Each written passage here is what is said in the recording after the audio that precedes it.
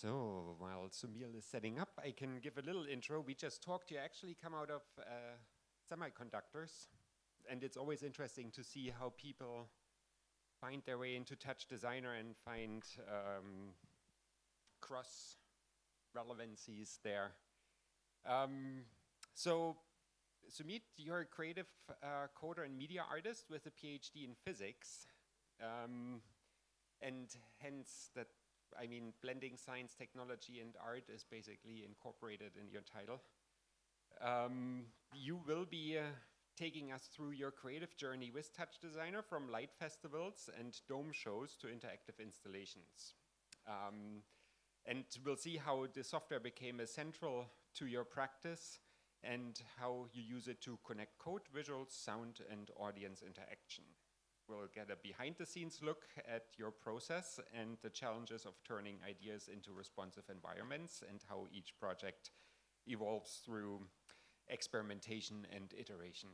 Thank you very much. Hello. First of all, thanks to the derivative team and the OVO team for organizing this and inviting me. I traveled from Amsterdam today. So I will try to talk a bit about how I was using TouchDesigner in the last few years. I've been working in the wild, so to say. Not so many people know me in the community. So let me walk you through a bit about my background. So I was born and brought up in India. I did double masters in physics and optics. Got a job in Taiwan, so moved there for 2 years. You will see how all this connects back. Let me talk you through. Yeah, so then after 2 years in Taiwan, I thought, okay, maybe I'm getting bored now, so maybe do a PhD. Always had that itch. So came to Berlin, did a PhD in 3 years in biology, worked with class 4 lasers, the lasers which really burn. A lot of hardware, state-of-the-art microscopy systems. Worked with the coronavirus a bit also in the evaluation, blah, blah, blah. I can talk about it for an hour, but anyway, so after the PhD, I decided to get a job in the Netherlands. And now I work I have a day job, 9 to 5, so everything which I will present now from here on will be hobby projects. So I work at this company in Netherlands. I think Tim and Roy will know, ASML. So full-time there, but then COVID happened. I was bored, and I started looking into some creative ways to just spend time. Yeah. So why all this? So the company where I work at, they sponsored this light festival in Eindhoven, and they made an open call. Look, guys, we want someone from the company to make an installation in this light festival, and then I was already using processing and Connect, so I thought, can do something with it. And then very soon I realized that processing is not the way to do a real-time light installation. And then I stumbled upon TouchDesigner, and then all this talk was happening around September timeframe, and the festival was in December. And in September I decided to start learning TouchDesigner, and then the idea was relatively You just see this big screen and some butterflies just moving around. You hear some sounds, some like very around you, and that invites you to the stage. So it was the biggest LED screen in the town. So the company gave the full access to the LED screen, and the setup was relatively simple. There was a stage, there was a Connect, and we were beaming the visuals directly to the LED screen over wireless. That was crazy. So people will just come on the stage, and we designed some cues for them to do some action in front of Connect, and then the visuals of the butterflies will just react according to it. Yeah, so, and then there were some audio triggers, some special effects also, and the initial sketches looked a bit like this. Yeah, like I said, that there was a stage, and every day we were rolling out this stage from a big storehouse to the event location, and people were looking at us like, what are these guys doing in the middle of the night? The stage was approximately around 2 meters, so there was enough space for people to move around. And one of the toughest challenge was that it started raining on one of the evenings, and I asked the festival team, like, can we just not do it because it's very risky if people have to get on the stage and do all this kind of stuff. They say, no, the show must go on. So I say, okay, on your own then. Maybe quickly show the patch also. I want to say that initially the patch looked very nice, and it's like, okay, no spaghetti coding, but when we started finalizing the patch, you see all this kind of spaghetti coding, and we were also interacting with the Ableton software, so it got messy really quickly. I'm not sure if you guys are interested in the patch. Yeah, just getting some connect data, parsing the data, and we designed the light installation for 2 people to come on the stage. So we're just pulling all the joint data and using that as an attractor, and then all the butterflies will just, maybe no.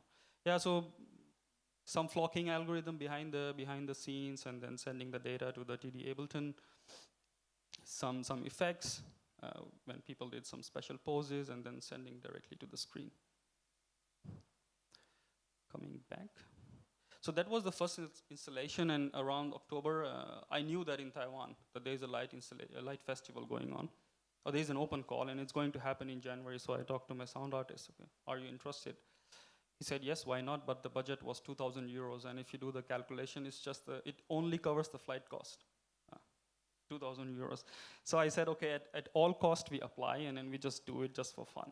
Yeah, having a day job actually helps in all these kind of things. So we went to Taiwan, and the Light Festival people, they gave us one of these cottages, and then we thought, okay, the theme was spectrum of light, so I said, okay, let's just put some CDs and project some light on it, and get the real spectrum of light out of the CDs. Also, we had a connect in the center of the room. But it was challenging. The room was actually 3 meters only, and then we didn't have budget to have a short throw projectors.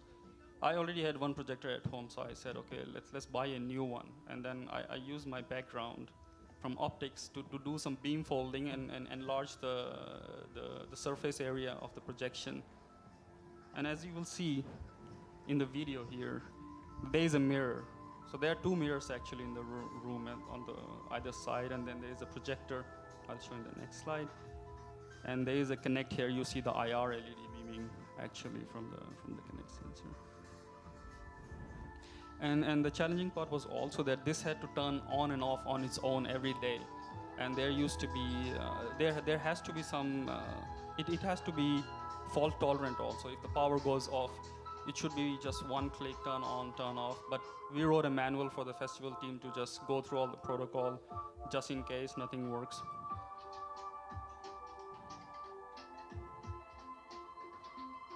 Okay, I just want to talk a bit about the setup also. As you see that the room was 3 meters only, so we said, okay, we just take half of the room, take 2 mirrors.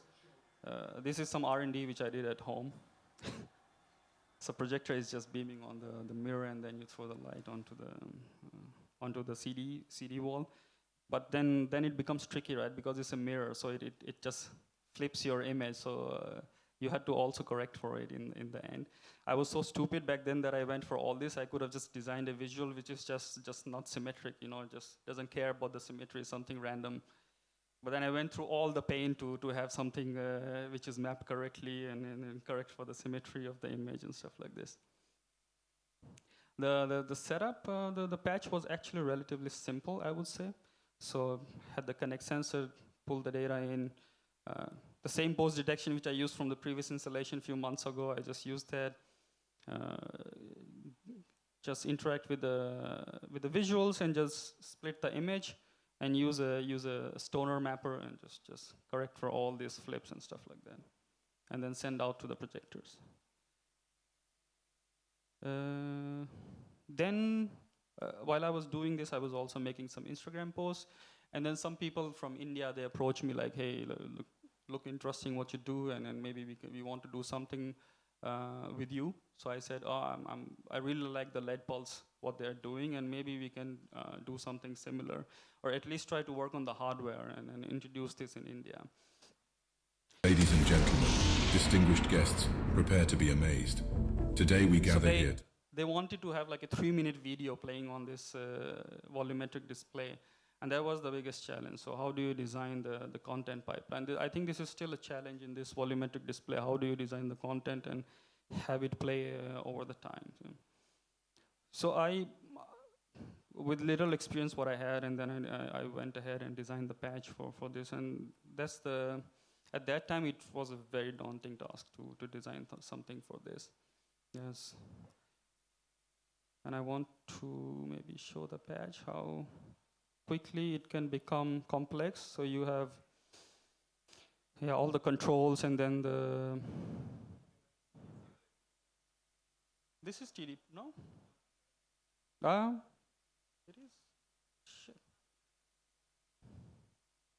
On my screen it is. Interesting.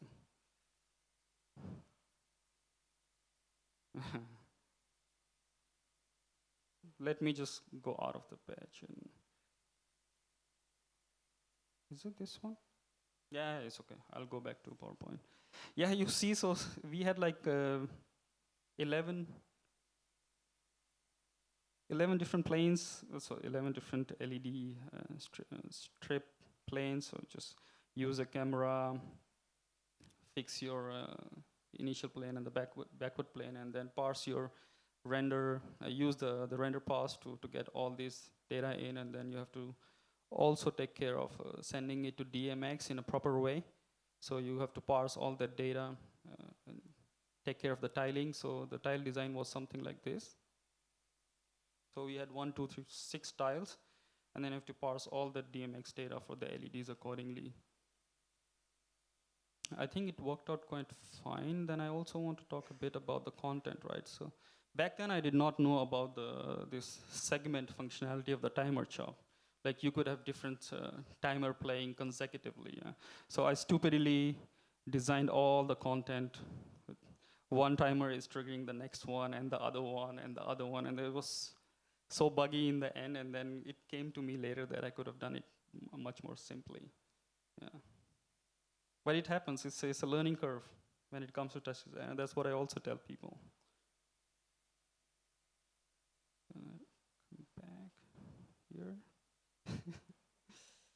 So so the next project, so everything was happening like, okay, one project finished and something comes up, and then I try to do that project. So I was just at an electronics shop, and I was buying some components for a hardware installation, and then I came across this design student, and she was also buying something. So I said, oh, what are you doing with it? And she said, I'm looking into having an instrument, a touch instrument. I said, oh, interesting. Let me know if I can help you. So I get a message on the Instagram, oh, I need your help. And I was like, with what? It's like everything. I said, okay, you take care of the craft work, and I take care of the software and the firmware development. And then I helped her, and then it was also her graduation project. So initially I started with the Daisy Arduino. I don't know if you know this. This is a small microprocessor for the audio processing. And I thought, oh, maybe I can just be clever and do everything in C++. Then it started crashing all the time, and then it hit me that I could just use TouchDesigner and a VST. So we get all the data from the Arduino or the Touch via the UDP, or you can also use USB serial.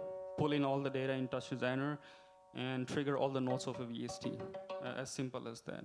So I used so you also wanted a specific sound of the guitar, which was inspired from the Moroccan culture. So I said, okay, you can use this VST plugin, but you have to tune it. So she did all the tuning and stuff like that. And I show the patch, but it's simple.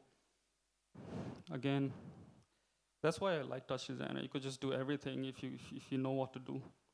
Just pull in data, and she had 3 different instruments and 3 different VST, a small background track also. And then just send it out again to an audio chop. Oh, okay. I think it's. My computer is hanging.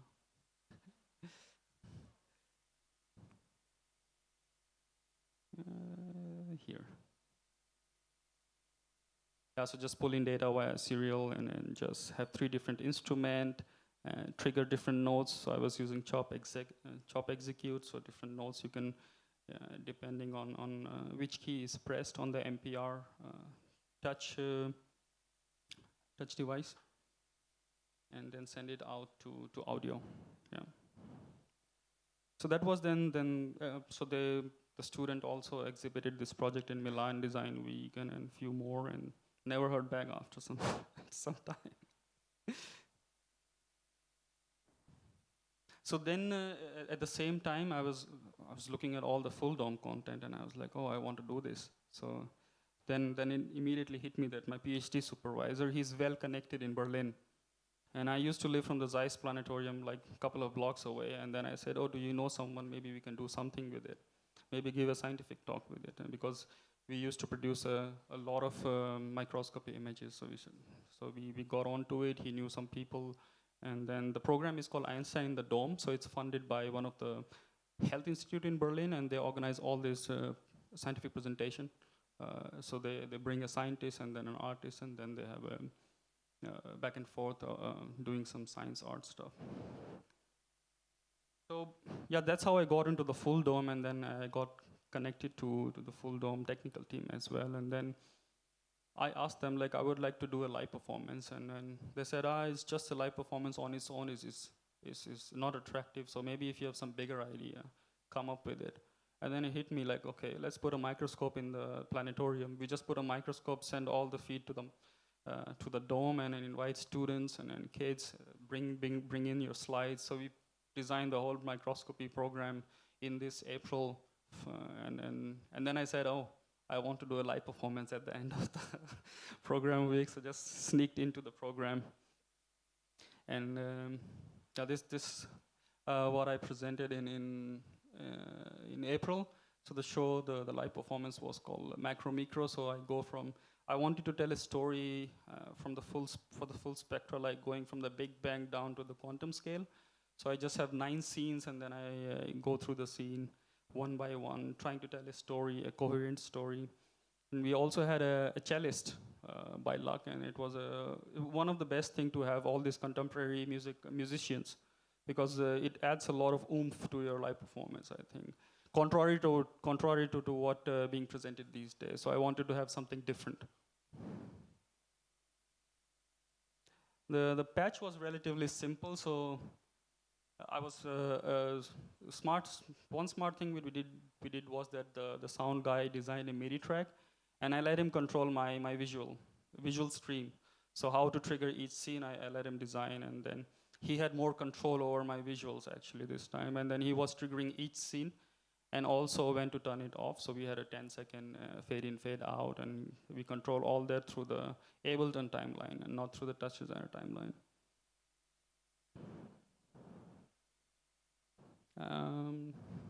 I also had a manual way to turn on the scene on and off. The worst thing which can happen in a live performance is that the display just goes off, and it happened on the first night. We had 3 shows. And I looked at the technician, he said, I don't know. So and then I had to quickly turn off the performance mode, and then when I reopened the performance mode, everything came up for a few seconds, and then I asked my friends, like, what was your thought about that? And they said that, oh, we thought it was part of the performance. And I was like, okay, perfect. And one of the last thing I want to talk about is that I really wanted to do light installation, and this is what I want to do more and more, like playing with light. So again, I applied for the open call in Taiwan, because I knew these people know me now. So I thought, why not give it a go? And then this time I applied for a bigger budget. So I thought maybe I can shoot a bit high. So it landed, and this was the toughest project I have done, because everything is outdoor. Everything is different when you do things outdoor. And I had to go through the procurement of the LEDs, testing of the different pixel controller, procurement of the tubes. And the festival team say, oh, can you just enlarge your tube diameter from 40 centimeter to 50 centimeter? And of course I had to say yes, because otherwise they will not select me or something. So I said yes, and then I did the budget calculation. I was over budget. So again, these things keep happening to me, so I should be bit more careful. So I was over budget, and then I decided, okay, which item do I need to still buy? So I said, okay, power supplies, meanwhile power supplies. So I have done a lot of cold emailing in my life. So I wrote a cold email to Meanwhile, like, guys, I'm doing a light festival installation. Can you please just lend me some power supplies? And immediately they said yes.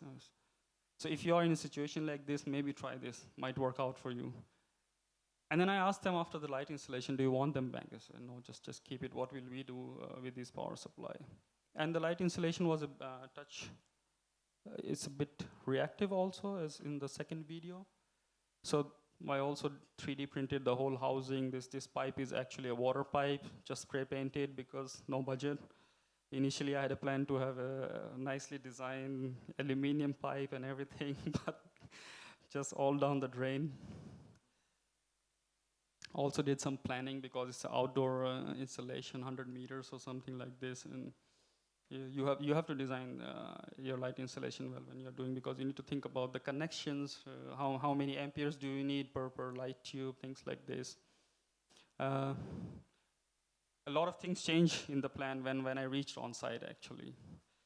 But it's good to have a plan like this. But one of the things which stood out for me was in the light installation. I've heard a lot of stories like how there are like flickering issues in the LED strips, and then I found out that you need to have two different settings of the ohms, like 249 ohms or 333 ohms. So this pixel controller is quite cheap from Quinlet, and then it allows you to just have a switch on that resistance. So, and then it's so cheap that I could just design the whole pixel controller pipeline within 200 euros or something, and it allowed me to have like a data booster, because you need to boost your data after a certain length. I could use LAN cables to send data over like 50 meter on one side and to the other side. So this gave me a lot of flexibility, and I always tell people, if you want to do something outdoor, look into something like this. It's the cheapest solution out there. Patch was simple, so I used WLED in combination with TouchDesigner. So I make all the settings, how many LEDs per point in the WLED, and let TouchDesigner talk to it. Yeah, so you could just talk via DMX to WLED, and then it sends out data to the LED strips. And WLED also has the functionality that you can have like the default light effects. So in case your system is not working or something is wrong, at least there will be a defect effect always there. Just a retrospective, I was also, so I landed in Taiwan straight to I hired a guy to help me out, and then he was kind enough to do it for a low budget for me. And he knew that I don't have budget, so he was just saying, don't worry, I'll help you out. Actually, he's the studio owner, and then he helped me actually make quite some smart decision, which still cut the budget down. Yeah. A lot of issues, I can talk about it for length, but you see that this is the desk with the view here. Just nice river, and then you have a small box, a bucket, and laptop on top. It's the best desk I had in my life. This is the control center, so to say. No budget, so you just do anything which fits all your small PC and your controllers, your power supply. And so I was controlling 2 LED tubes with this single pixel controller. So I like one power supply, one controller in a small box next to 2 trees. Yeah, so you have to be smart about it. And after installing, I went home, so there was still one week of gap before the festival is on. And I come back 2 days before, and I see that the people who cut the grass just before the festival, they cut the LAN cable. So half of the side was just not working, and they were smart enough to hide everything under the grass. So it took me some time to figure out what's going wrong in the installation. And I just moved the grass, and it's like, oh shit, need a new LAN cable. Yeah, so always have backup, so I had a backup there. And I just immediately plugged in a new cable, and it's worked fine. This is the last slide. I will not bore you more. So we have another Einstein in the Dome show coming in November with a professor from FU Berlin. And she does all this machine learning stuff for biological dynamical simulation. And then I'm going to team up with her, and I set a challenge for myself that I want to use exclusively POPs to make some visuals and animation for that show. And since I have a background in biology, so I still want to continue using TouchDesigner to explore a few more algorithms, because that's the direction I want to go in the future for live performances. Yeah, and recently I started to fall in love with Carsten Nicolai, Alva Noto. I mean, it's just amazing stuff, and just want to learn how to integrate sound and light into your performances. So I want to study more sound integration. I have an engineering background, so I want to use that background a bit to study that and come up with something of my own. That's it. Thanks for the attention.